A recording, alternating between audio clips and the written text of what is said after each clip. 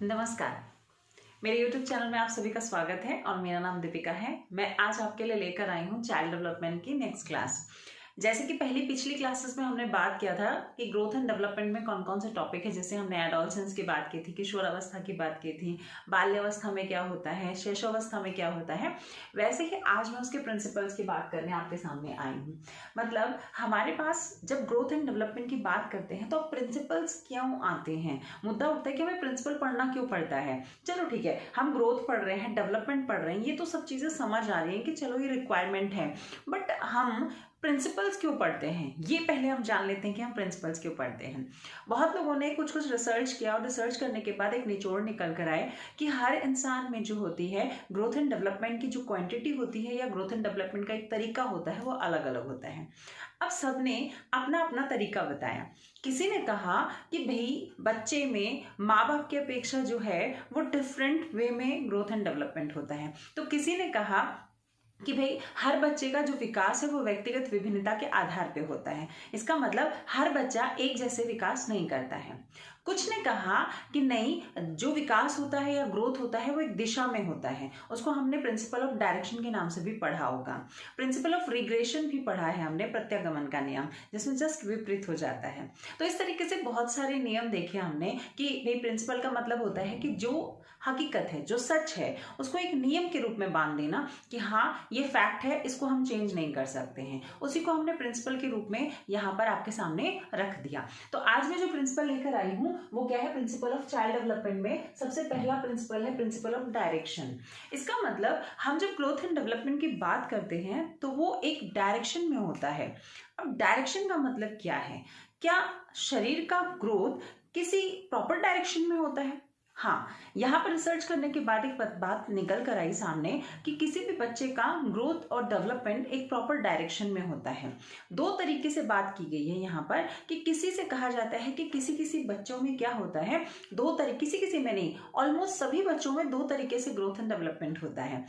पहला ग्रोथ और डेवलपमेंट का जो प्रिंसिपल, वो प्रिंसिपल ऑफ डायरेक्शन में यहाँ लेकर आई हूँ। और प्रिंसिपल ऑफ डायरेक्शन का कहना है कि किसी भी बच्चे का विकास एक डायरेक्शन में होता है। किसी का डायरेक्शन होता है कि जो बेसिक कॉन्सेप्ट है, जैसे हमारी रीढ़ की हड्डी, बैकबोन पहले मजबूत होती है और देन उसके बाद वो धीरे धीरे धीरे, जैसे मैं इसको एक एग्जांपल से बताती हूँ ताकि और इजी पड़ जाए आप लोगों को। जैसे हम लोगों ने देखा होगा कि कोई पेड़ जब आता है तो हम कहते हैं कि जिसका तना जितना मजबूत होगा या जिसका मेन बेस आधार मजबूत होगा वो उतना ज्यादा मजबूत बनता है। जैसे हम घर बनाते हैं तो हम कहते हैं इसमें नींव मजबूत डालो, बीम मजबूत डालो ताकि घर ज्यादा मजबूत बने। इसका मतलब यहाँ पर हम बात कर रहे हैं केंद्र की, ठीक है। तो किसी बच्चे का जो विकास होता है वो भी केंद्र से छोर की होता है। जैसे कि हमारे शरीर में रीढ़ की हड्डी जो है हमारा आधार है, तो सबसे पहले रीढ़ की हड्डी बनती है, रीढ़ की हड्डी का आकार आता है और फिर धीरे धीरे शरीर के और अंगों को क्या मिलता है, आधार मिलता है। अगर रीढ़ की हड्डी ही नहीं होगी तो बाकी हड्डियों को आधार कहाँ से मिलेगा? तो इस आधार पे हमारे यहाँ बहुत निरीक्षण हुआ, तब जाके दो है। मैं एग्जाम्पल से समझा रही हूँ, पहले एग्जाम्पल समझो फिर ये समझाऊंगी, ठीक है। तो मैंने क्या कहा कि किसी भी घर को बनाना है, मान लो, तो घर को बनाने के लिए कहते हैं कि हमें आधार मजबूत होना चाहिए, नींव मजबूत होनी चाहिए या बीम मजबूत डालनी चाहिए ताकि घर बहुत समय तक क्या रहे, मजबूती से खड़ा रहे। किसी भी प्रकार का तूफान या कोई भी आपातकालीन जो अवस्था आए तो उससे बहुत आसानी से हमारा घर फेस कर सके। क्यों कहते हैं? क्योंकि वो एक मजबूती की बात कर रहा है, एक आधार की बात कर रहा है, एक बेस की बात कर रहा है, ठीक है। वैसे ही कुछ लोग कहते हैं हमारे यहाँ कि हमेशा, जैसे सर से लेकर पैर तक की भी बात कर सकते हैं। तो केंद्र से जैसे हमने छोर की बात की, वैसे सर से लेकर पैर तक की बात कर सकते हैं। कभी आप लोगों ने सुना है कि बच्चे का जब विकास होता है, जब जन्म लेता है बच्चा, तो आप उसे गोद में लेते हो तो आप वो शरीर के अंगों का इस्तेमाल बाद में ग्रोथ करता है। वो चलना पहले नहीं सीखता, वो गुड़लिया चलना पहले नहीं सीखता, वो होल्ड करना पहले नहीं सीखता, किसी चीज को पकड़ना यूं नहीं पकड़ पाता, पेंसिल नहीं पकड़ना सीखता। सबसे पहले वो अपनी गर्दन को क्या करता है, हैंडल करना सीखता है। इसका मतलब शरीर के अंगों में या शरीर के अंतर्गत सबसे पहले जो कंट्रोल करना सीखता है वो क्या है, उसका सर, मस्तक। इसीलिए कहा जा रहा है कि हमारा जो है पैर का एक और क्रम है, एक और दिशा होती है जिसको हम सर से पैर तक की कहते हैं। तो बच्चा यहाँ सर से विकास करना शुरू करता है, कंट्रोल करना शुरू करता है, ग्रोथ एंड डेवलपमेंट शुरू करता है और धीरे धीरे धीरे धीरे पैर की तरफ जाता है। तो ये इसी सेंस के साथ दो हमारे पास डायरेक्शन निकल कर आए।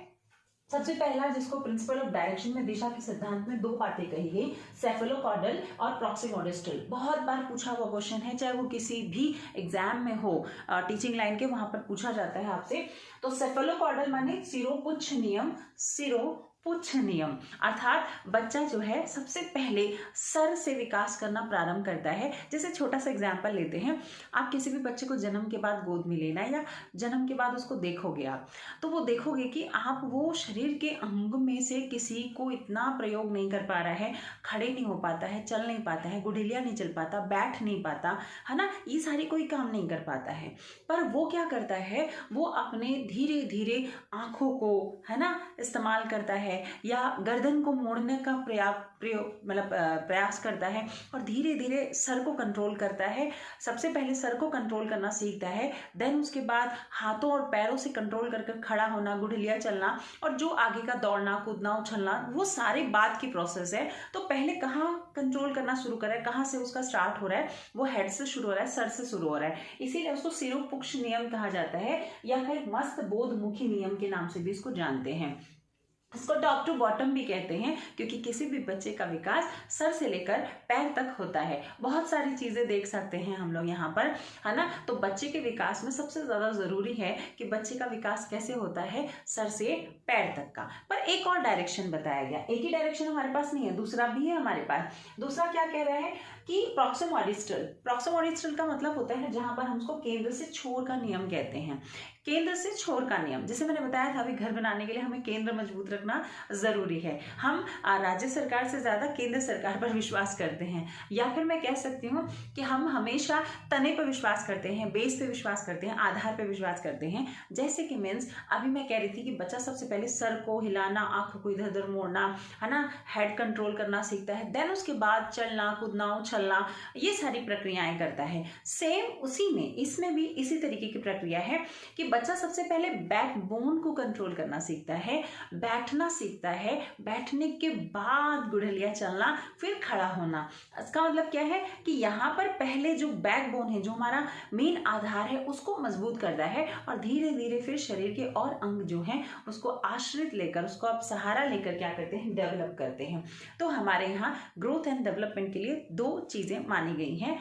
एक पहला नियम जो कहता है बच्चे का विकास सर से लेकर पैर तक होता है। सबसे पहले बच्चा अपने सर को कंट्रोल करना सीखता है, ये धीरे धीरे अपने शरीर के और अंगों का, मतलब सर के पास के अंग जो है पहले विकसित होते हैं, और फिर धीरे धीरे धीरे नीचे के पार्ट्स जो हैं, हाथ, पैर, कमर, ये डेवलप करते हैं। जबकि दूसरा नियम कहता है कि यहाँ पर बच्चा जो है पहले केंद्र का विकास करता है। केंद्र में जैसे मान लो हार्ट, पहले धड़कन, तो जब तक धड़कन ही नहीं होगी तो शरीर का डेवलपमेंट क्या होगा, है ना। तो सबसे पहले क्या होगा, धड़कन, तो दिल का डेवलप होना, फिर उसके बाद आसपास की चीज़ों का डेवलप होना, या फिर आपके बैकबोन जो है उसको डेवलप करना, फिर उसके बाद उसका सहारा लेकर और हड्डियों का मजबूत होना। तो शरीर के अंगों को पहले आधार मजबूत होता है, ये वाला पार्ट, और धीरे धीरे फिर डेवलप होता है, फिर ग्रोथ होता है, ठीक है। तो इसी आधार पर हमारे यहाँ दिशा के लिए 2 नियम बनाए गए, और दोनों ही बहुत इंपॉर्टेंट हैं, ताकि बच्चों के ग्रोथ एंड डेवलपमेंट को एक डायरेक्शन दिया जा सके, एक दिशा दी जा सके। ये ऐसा नहीं है कि 100% हम कहेंगे कि ये दिशा के अनुरूप कार्य कर रहा है, बट हमारे यहाँ जितने भी बच्चे हैं इसी अनुरूप कार्य करते हैं, और ये परीक्षण के आधार पर रखा गया है, ठीक है। तो एक साथ मैं ज़्यादा चीज़ें नहीं बता रही हूँ, क्योंकि बहुत सारी चीज़ें हम लोग एक साथ नहीं डिस्कस करते हैं। तो आज मैं एक बहुत छोटा सा कॉन्सेप्ट लेकर आई थी, इसमें और भी नियम हैं, और भी प्रिंसिपल्स हैं, उसको हम कंटिन्यू करेंगे। नेक्स्ट क्लास में मैं शेयर करूंगी इसके आगे की चीज़ों को। ओके, चलो आज के लिए काफ़ी है, मिलते हैं नेक्स्ट क्लास में। नमस्कार, बाय बाय, टेक केयर।